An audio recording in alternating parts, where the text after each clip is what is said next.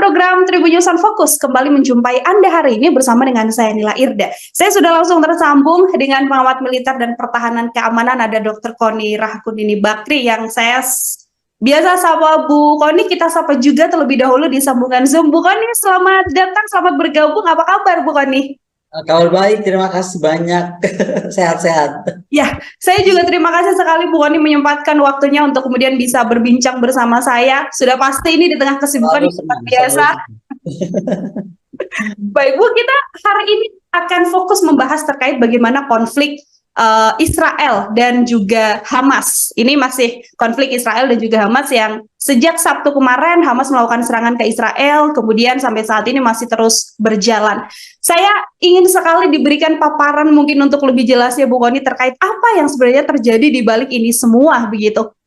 Kiranya mungkin publik juga bisa tahu yang sebenar-benarnya terjadi di balik konflik yang saat ini masih terus jadi tanda tanya begitu Bu Kony. Pertama yang saya sangat apresiasi tadi saat pembukaan nih Tribun ini beda sendiri, menyatakan ini Hamas dan Israel itu yang paling betul. Jadi terima kasih untuk bilang begitu karena ini bukan belum Palestina dan Israel, tapi masih Hamas versus Israel. Oke, saya coba ini aja ya. Oh itu boleh diaktifkan nggak ya? Aku boleh share screen nggak? Bisa. Ya. Oke. Jadi bisa cerita dan biar emosi rakyat kita tuh agak kita bicara kemanusiaan tapi agak tenang dulu dan mengerti dulu masalahnya. Jadi aku boleh cerita sedikit ya. Ini aku soalnya udah siapin khusus buat di sini sebenarnya gitu. Jadi aku tuh bicara tentang bagaimana kejutan Hamas ini akan membawa turbulensi geopolitik yang akan lumayan besar gitu ya. Tapi sebelum kita bicara lebih langsung, kita lihat dulu siapa sih Hamas ini gitu kan.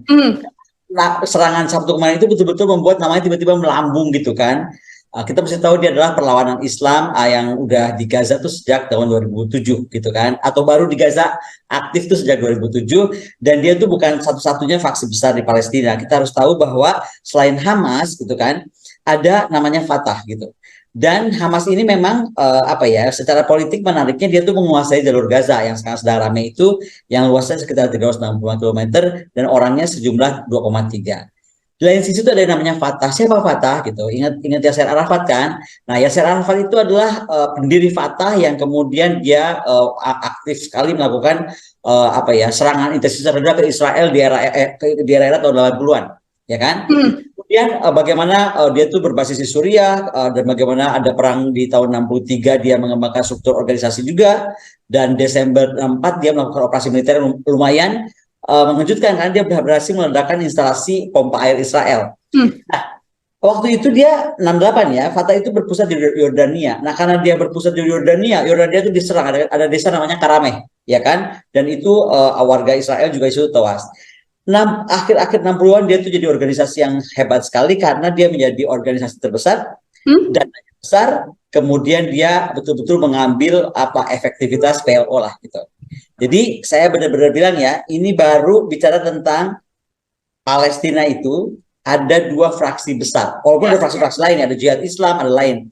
Yang paling besarnya ada Fatah, ada Hamas. Nah, sekarang kita lihat Hamas. Hamas ini siapa sih yang didirikan? Dia itu didirikan oleh Syekh Imam Ahmed Yassin tahun 87. Dan ini adalah cabangnya Ikhwanul Muslimin Mesir yang membentuk sayap militer. Dia tuh punya sayap militer, namanya Brigade Izza al-Din al-Qassam. Dan dia melakukan perjuangan bersenjata melawan Israel itu memang udah niat banget gitu. Karena apa? Dia secara prinsip nggak mau ngakuin negara Israel. Dia beda dengan Fatah. Fatah, ya kan, itu masih mengakui Israel dan melakukan perjanjian Oslo di tahun 67-an. Nah, Hamas nih nggak suka itu. Hamas prinsipnya pokoknya dia nggak mau dan dia tidak mau mengakui Israel gitu. Hamas sendiri, kita mesti paham, itu dicap dia sebagai teroris. Baik oleh Israel, baik oleh Amerika, baik oleh Uni Eropa, oleh Kanada, oleh Mesir, dan oleh tetangga kita terdekat di Asia Pasifik, Jepang. Nah, tapi menariknya Hamas ini juga dia adalah punya aliansi regional ya kan, ada Iran, Suriah, Hizbullah di Lebanon gitu kan, dan juga bagaimana Hamas ini punya partner sebenarnya namanya Jihad Islam. Tetapi kembali ya, ini kan dari era Ottoman dulu, makanya raja-raja Ottoman tuh tidak pernah mau membagi garis di sana. Tribes-nya itu terlalu banyak. Nah, di era ini dia punya sahabat si Jihad Islam, tapi sama juga dia pernah berantem karena dia nggak setuju juga Jihad Islam ketika melakukan serangan ke Israel. Jadi it's not an easy things to understand gitu di sana itu. Nah, kembali, ini ada ideologi yang berbeda. Hamas ini partai politiknya dia ideologinya tuh Islam banget ya. Sementara Fatah dia lebih pada nasionalis sekuler. Nah itu kenapa Fatah ini merupakan faksi yang tadinya mendominasi Palestina, tapi kemudian ketika Yasser Arafat wafat, Arafat yang merupakan tokoh vital dalam gerakan Fatah itu meninggal, otomatis momentumnya tuh pindah ke Hamas. Makanya 2006 Hamas kemudian memenangkan parlemen dan kemudian Ismail Haniyeh menjadi Perdana Menteri Palestina gitu loh. Jadi baru pemain baru di tahun 2006. Oke. Nah, tapi konflik ini kita bicara dulu ya. Karena hari Sabtu ini apa sih gejalanya? Ini aku agak besarkan sedikit bisa akan terlihat. Jadi ini tuh menarik. Sebenarnya waktu Netanyahu terpilih lagi 2022 itu, udah ada para pengamat, pemikir, analis, saya kan ada di ANSS ya, walaupun tidak selalu aktif tiap saat seperti saya ke Valdai, tapi kita tuh udah lihat ada gejala gitu. Kenapa? Karena Netanyahu itu memilih orang-orang atau kabinet dengan orang-orang cukup ekstrim terhadap sikap ataupun terhadap pendirian terkait Palestina. Misal saja dia tuh apa ya, pada saat ulang tahun Hamas yang ke-35 kalau nggak salah ya, itu pemimpin udah bilang ini kayaknya bakal konflik nih kita. Jadi itu udah ada, sudah di sounding gitu akhir-akhir 2002 gitu. Nah, kenapa lagi kemudian tadi yang dipilih adalah bagaimana beberapa nama yang tadi sikapnya itu sangat keras terhadap baik Gaza, orang-orang penduduk di Gaza, ya kan? Kalau nggak salah Menteri Keamanannya juga adalah orang yang kontroversial yang ucapannya itu membuat banyak orang marah.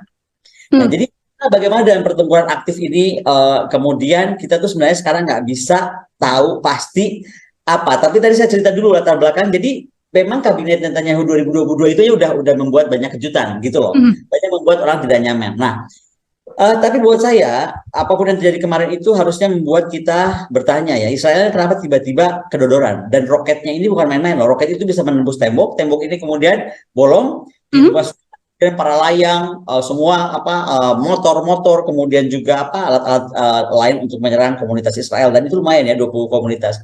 Jadi itu menurut aku serangan yang cukup mengejutkan, malah ada satu tentara IDF yang bilang ini adalah Yom Kippur 2023. Menarik kan? Jadi dianggap Yom Kippur edisi terbaru. Kita ingat kan Milhemet Yom Purim itu atau Yom Kippur itu terjadi tahun 73 dan itu ketika koalisi negara Arab dipimpin Suriah itu melawan Israel. Waktu itu intinya adalah bagaimana ributkan soal terusan Suez. Oke. Amerika Serikat, Uni Soviet, ya itu terlibat di situ. Masing-masing tuh berseteru juga di situ dan menyebabkan konfrontasi dua negara ini. Saya sengaja bawa kasus ini ke Yom Kippur tahun 73. Kenapa? Karena yang saya beri kuning ini bisa aja ada proksi juga menurut saya dari Rusia yang sedang marah juga terhadap Amerika. Ini bisa satu hal ya. Ini dari segala macam. Nah, tapi kembali kepala internal konflik dalam kabinet Israel sendiri gitu kan. Ada 3 partai ekstrem nih yang ada di Israel hari ini dari 2020 kemarin. Satu yang punya pandangannya rasis. Partai kedua pandangannya supremasi Yahudi. Pandangan yang ketiga anti Arab pokoknya. Dia tuh punya homofobik ya. Pokoknya penolakan atau kebencian kepada kelompok Arab. Gitu aja kira-kira gitulah. Si Smotrich ini, Smotrich salah satu menteri ini menegaskan malah dia ngomong begini, nggak ada tuh namanya orang Palestina, nggak ada namanya, nggak kenal dia apa namanya rakyat Palestina.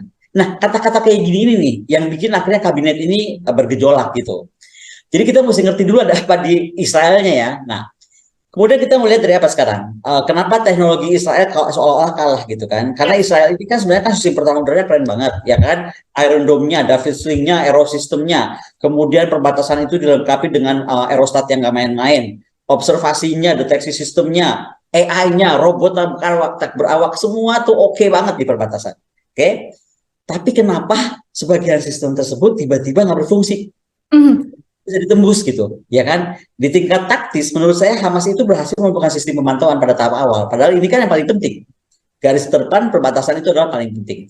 Jadi pertanyaan ini sekarang gagal manusianya atau gagal sistemnya atau gagal intelijennya gitu kan? Nah menurut saya kegagalan ini terjadi karena ada kecenderungan terlalu tergantung pada teknologi. Jadi seolah-olah human intelligence itu dianggap apa ya, nggak terlalu penting karena semua rely on teknologi. Sehingga apa? Bilal Saab bisa, misalnya dia bilang ya, dia itu dari Middle East Institute. Ketergantungan pada teknologi yang berlebihan ini ada kelemahannya. Ini buat kita ada pelajaran nih. Kenapa saya kutip ini ya? Buat Indonesia juga belajar untuk procurement kita ke depan. Jadi di sini bukanlah masalah teknologi semata, karena masalah penting adalah bagaimana adalah manusianya sendiri. Ketika kita enteng lawan. Nah, apakah kemudian gara-gara beberapa peringatan tadi, si kabinet sudah diingatkan 2002, ya kan, ada menteri-menteri yang bikin Rio dan lain-lain. Nah, menurut aku juga kita mesti lihat bahwa SDM itu jadi nilai penting bagaimanapun juga kecanggihan teknologi. Dan sekali lagi masalah yang lebih besar adalah bagaimana kegagalan analisa dan penilaian dari orang Israel, dari masyarakat Israel dan pemerintah Israel. Misalnya, dianggapnya ketika Hamas itu telah mengambil kekuasaan, ya kan? Ya udah, dia sudah duduk di Gaza dengan manis, sudahlah dia cuma ngejar kekuasaan. Kira-kira itu ada anggapannya begitu. Padahal tidak. Itu ada sebuah yang sekarang kita saksikan sendiri, itu penilaian yang salah. Sebuah sikap, sebuah penilaian yang menurut saya salah karena terjadilah serangan ini. Karena kalau lihat dari operasi militer, dia sukses 3 hal. Secara rahasia, dia rahasianya bisa dijaga, orang ada yang tahu kapan. Pendadakannya sukses, kecepatan serangannya juga dahsyat. Jadi di kali ini kita mesti akui Hamas ini nggak main-main gitu kan. Nah, ada beberapa pemaknaan dari situ. Apakah Israel sedang lemah, sedang tidak siaga, atau tadi apa ya, carried away gitu. Moga-moga udah kita canggih banget nih gitu kan. Ataukah Hamas punya better intel? Ada support dari OSINT misalnya, Open Source Intelligence. Ataukah dia mungkin mempelajari seperti sistem-sistemnya Iron Dome, sistemnya Arrow gitu kan. Kemudian dia mencari di mana sih titik melumpuhkannya gitu kan. Atau juga mungkin dapat pelatihan, dapat logistik, dapat senjata, dan dapat bantuan intelijen dari negara lain. Itu juga mungkin terjadi sehingga dia mampu melakukan full scale attack yang mengejutkan itu. Tapi kalau saya bilang Iron Dome tuh nggak failure ya. Ini juga saya mesti luruskan karena seolah-olah Iron Dome-nya nggak laku gitu kan, atau nggak sukses banget lah. Berapa puluh tahun dia bisa teramankan oleh Iron Dome tadi. Jadi rudal Iron Dome bagaimanapun itu adalah efektif. Tapi tadi roket yang ditembakkan itu jumlahnya besar, cepat banget. Sementara Iron Dome ini butuh waktu yang juga cepat untuk ketika pasokan terlambat datang, misalnya karena kecepatan serangan. Maka dia bisa detect tapi nggak bisa bereaksi gitu kan. Nah, makanya menurut saya Iron-Dome-nya sih nggak ada masalah, tapi bagaimana ada tantangan-tantangan ke depan kalau kita mau pakai ini, karena saya pernah mengusulkan ini di IKN gitu loh. Jadi kita mesti bahas ini gitu. Oke. Ya. Tapi sekarang begini, saya mau cerita soal Iran. Di sini tuh ada banyak anggapan ini adalah bentuk proksi yang didukung oleh Amerika Serikat ya. Bagaimana Hamas didukung oleh Iran, pihak pendukung dan yang didukung sama-sama memiliki akar permusuhan yang pada awalnya memang sudah terjadilah. Menteri Pertahanan Israel misalnya Yoav Galan itu sudah mengirimkan Iran 100 juta per tahun ke Hamas. Sudah mendeteksi ternyata Iran tuh udah banyak banget dikirim ke Hamas. 5 juta per tahun ke Hizbullah, kemudian puluhan juta ke Jihad Islam. Jadi dari Menhan Israel sendiri sudah melihat ada indikator itu. Kemudian bagaimana teknologi dukungan logistik Iran memproduksi senjata secara lokal. Bagaimana juga bahwa Iran menggagalkan normalisasi Arab Saudi, itu disebut-sebut ya. Bagaimana Iran kemudian beganalah gitu. Tapi kalau menurut saya ini kayaknya enggak deh gitu. Menurut saya, sekali lagi bisa aja saya salah. Menurut saya Iran tahu kok bahwa gabungan Iran Arab tuh sebenarnya sudah mampu melakukan counter embargo. Jadi ngapain sih dia harus otak-atik lagi Israel? Menurut saya. Tapi kita lihat ya bahwa Iran tuh bisa juga dilihat dari gini, apakah Iran support Hamas ini juga sebagai exit door dari NATO menantang Rusia, gitu kan? Nah, karena jika ya kalau memang Iran support Hamas, maka ini untuk memberikan pelajaran pada Amerika, denger ya, gue ini bisa bikin Israel tetap pusing gitu. Kira-kira kan begitu, dan Iran sekarang dekat banget sama Rusia, oke? Okay? Nah, bagaimana pada titik tertentu Amerikanya akan repot, karena kenapa? Di Yom Kippur 73, ya kan? Setengah Stockton anti-tank milik NATO itu dikirim ke sana. Sekarang bagaimana perang ini coba? Makanya akan beda banget. Itu harus ke Ukraine, harus juga ke Israel. Jadi ini akan kebayang NATO itu akan kelabakan dan juga Amerika. Nah, masalahnya adalah sekarang menurut saya penyelesaian isu ini tidak mudah. Karena semua itu bermula dari Washington. Ya kan? Dengan penolakan akan pembicaraan damai oleh Presiden Obama misalnya 2019. Nah, Amerika ini kan begini isunya. Dia menuntut masalah nuklir. Oke, Iran. Sementara Iran, dia bilang ini argumentasi dia, gue kan non proliferasi, ya kan? Aku boleh aja dong ngembangin untuk apa? Untuk proses uranium, untuk energi, untuk apa? Sama halnya semua negara lain boleh, gitu kan? Nah, jadi ini ada nggak ketemu di sini dan itu menurut aku perlu attitude dari pemimpin dari Amerika Serikat. Makanya saya berharap sih Trump 2024 naik deh. Jadi kayaknya akan lebih aman nih Israel dan Palestina isu nih. Nah, tapi saya harus bilang isu ini nggak mudah ya. Karena masyarakat Indonesia ini kalau Israel sama Palestina langsung darah tinggi semua. Diterangin Hamas, marah dibilang saya belain Hamas. Saya cuma bilang, dari 1000 tahun sebelum Masehi, ini tuh daerah yang didominasi oleh Yahudi, udah. Ya kan? Lalu kemudian adopsi agama Kristen Kaisar Romawi abad 4 dan bagaimana kemudian mayoritas Kristen Yunani Romawi bertahan sampai abad 7, 3 abad, ya kan? Lalu bagaimana kemudian periode tentara salib itu 1019 sampai 1291 itu coba berapa abad? Hampir 2 abad kan? Dan itu adalah pecahnya ya Kristen dan Islam. Nah, sejak abad 13 sebagian besar muslim itu adalah bagian dari Sultan Mamluk.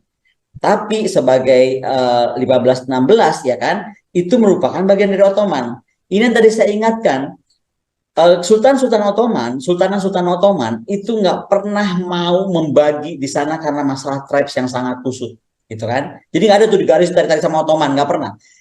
Yang tiba-tiba ngaco ini adalah Inggris ketika Inggris masuk di 1917, 1818 dengan Perancis. Dua letkol atau kolonel itu si Skype itu dan Pico itu kan ngobrol tarik garis deh sana Palestina sini Israel kan gitu kira-kira kan.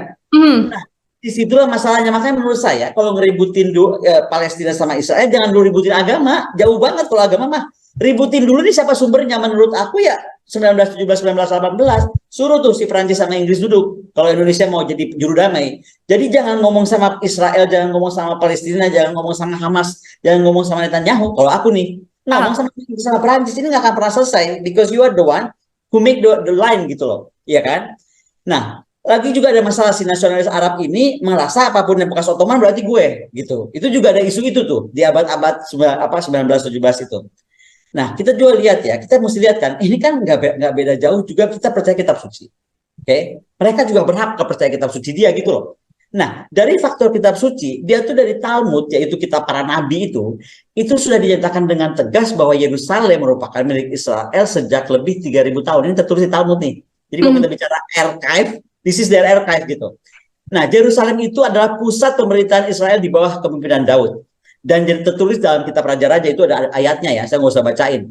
Tapi bagaimana kemudian Daud itu memerintah 40 tahun, kemudian dari Daud turun ke anaknya Sulaiman 40 tahun, dan dari situ ke cucunya. Si siapa namanya? Namanya susah banget, Rahabaim, ya kan? Itu 17 tahun. Ya di total aja itu baru mereka gitu. Jadi menurut aku jangan ngeributin sekarang darah berdarah di Palestina, darah berdarah di Gaza, darah berdarah di Israel. No, ini udah darah berdarah lebih berdarah lagi gitu. Nah, kedua, ada pandangan yang saya terima dari Ustadz Arifin Yahya ya di 2021. Jadi menurut saya ini Ustadz ini menarik nih. Saya belum kenal orangnya tapi dia pernah kirim WA. Menurut dia selama periode kepemimpinan Nabi Muhammad, Nabi Muhammad itu nggak pernah ganggu Yerusalem. Nggak pernah. Di Al-Quran pun nggak ada surat yang memerintahkan kita harus ambil alih Yerusalem. Menurut beliau, saya bukan ahli Quran. Bagaimana kemudian kitab Yahudi dan Nasrani berkali-kali disebut Yerusalem itu tanah Israel, itu adalah tanah yang diberikan Allah, tanah yang dijanjikan Tuhan gitu kan. Dan ingin membuktikan Islam itu damai, maka kita hentikanlah usaha untuk merebut kiblat agama ini. Menurut beliau ya. Dan Nabi Muhammad nggak pernah melakukannya, dan selama ribuan tahun umat Islam juga menurutnya sudah salah kaprah tentang Yerusalem. Menurutnya bangsa Indonesia ini tercekoki ya doktrin bahwa Palestina adalah perjuangan Islam. Bukan. Palestina itu perjuangan bangsa-bangsa Arab dengan tribes-tribesnya yang tadi. Yang tadi saya contohkan, yang terakhir aja Hamas masih berantem kok sama jihad temennya sendiri. Masih berantem kok sama Fatah, yang sama-sama satu kabinet. Kira-kira kan begitu ya. Nah, jadi liar kalau mau diambil. Nah, jadi saya sekarang lihat, apa sih yang kita mesti baca ke depan? Apa yang akan diambil langkah oleh Israel? Saya rasa Israel itu akan terus melancarkan serangan, dan dia ini mungkin memperluas serangannya. Karena dalam konteks perang dan doktrin perang Israel, dia udah ngerasa dia perang jajah Yunani, Romawi, you name it lah. Perang ini, perang itu, Islam dia ngerasa dia selalu menang. Jadi nggak mungkin ini kalah. Jadi Israel itu akan berusaha menyiapkan atau bagaimana menangkap para pemimpin Hamas bagaimana juga mungkin mencoba menyelamatkan Sandra, ya kan, pasti bersiap juga menghadapi kemungkinan paling meningkat dengan eskalasi Hizbullah misalnya, kemudian Iran, Mesir, Yordania, dia udah pasti udah hitung itu, dan bagaimana mungkin mencari dukungan juga dari militer, khususnya Amerika Serikat, dan Israel mungkin akan membalas langsung terhadap Iran. Karena dia kan tadi aku bilang ada anggapan Iran ini terlibat gitu, Ya. ya kan? Nah, ini yang saya udah mau selesai. Ini yang kita mesti perhatikan. Indikator menimpakan kesalahan kepada Iran ini kayaknya nih bertujuan untuk mengalihkan perhatian dari peran buruk kabinet tadi. Jadi kayaknya menurut aku nih Netanyahu ini salah pilih kabinet yang ada 3 orang aktor ini yang bikin orang-orang sana di perbatasan makin marah gitu di Gaza. Nah, kegagalan Netanyahu membentuk kabinet yang lebih damai tanda kutip ya, kemudian kegagalan militer dan intelijen ini kan pasti membuat masyarakat Israel pecah. Nah, untuk menyatukan itu dia mesti punya common enemy-nya Iran, gitu loh. Hal ini juga memberikan keuntungan tambahan pada Hamas karena mengingatkan para pemimpin Saudi, hati-hati tuh, Iran tuh masih ngancam-ngancam loh, gitu loh, ya kan? Dan mendorong normalisasi. Nah, perang Gaza yang sedang berlangsung saat ini telah menempatkan isu Palestina pada jantung politik Asia Barat. Jadi kita nggak boleh main-main besar skala serangan, komitmen Hamas terhadap perlawanan, dukungan terhadap Hamas gitu kan. Ini sedang dinikmati dan disinyalir akan memastikan bagaimana sekali lagi normalisasi hubungan dengan Israel. Jadi kalau kita mau ditanya Indonesia mesti ngapain? Ya, menurut saya Indonesia hanya boleh bilang United Nation, kamu jangan duduk manis diam-diam pura-pura nggak ngerti gitu kan. Harus bertindak sekarang bagaimana mengaktifkan rencana perdamaian yang kredibel yang memungkinkan solusi 2 negara itu terwujud. Karena tanpa itu, kembali kita bicara sejarah tadi yang panjang dari 1000 tahun sebelum Masehi, itu nggak beres-beres gitu loh. Jadi nggak usah pakai marah, nggak usah pakai baper. Kalau memang kita mau menyelesaikan, kita tuh udah kedodoran sekali. Menurut saya ya, kalau Indonesia bilang, oh ya, Bung Karno pernah pesan, selama Palestina belum merdeka dan gitu kan, kenapa bukan kita yang melahirkan Abraham Accord? Itu Abraham Accord itu sebuah step penting loh, ya kan? Nah, kita udah pernah tinggal di Abraham Accord. Kalau memang sekarang kita sebagai saudara semuslim, kita ingin berbuat yang baik buat perdamaian dunia, ayo bicaralah ke UN. Tadi UN tuh mesti bersikap, kemudian jadikan 2 negara dan dudukan Indonesia suruh panggil dudukin Inggris, duduk di sini Inggris, duduk di sini Prancis. Gimana sih lu beresin ini gara-garanya lu? Karena sebelum dia nih, sebelum 17-18 itu aman aja. Beberapa Ottoman Empire mundur-mundur itu nggak pernah begini. Saya kira itu aja supaya sebelum kita diskusi lebih lanjut gitu.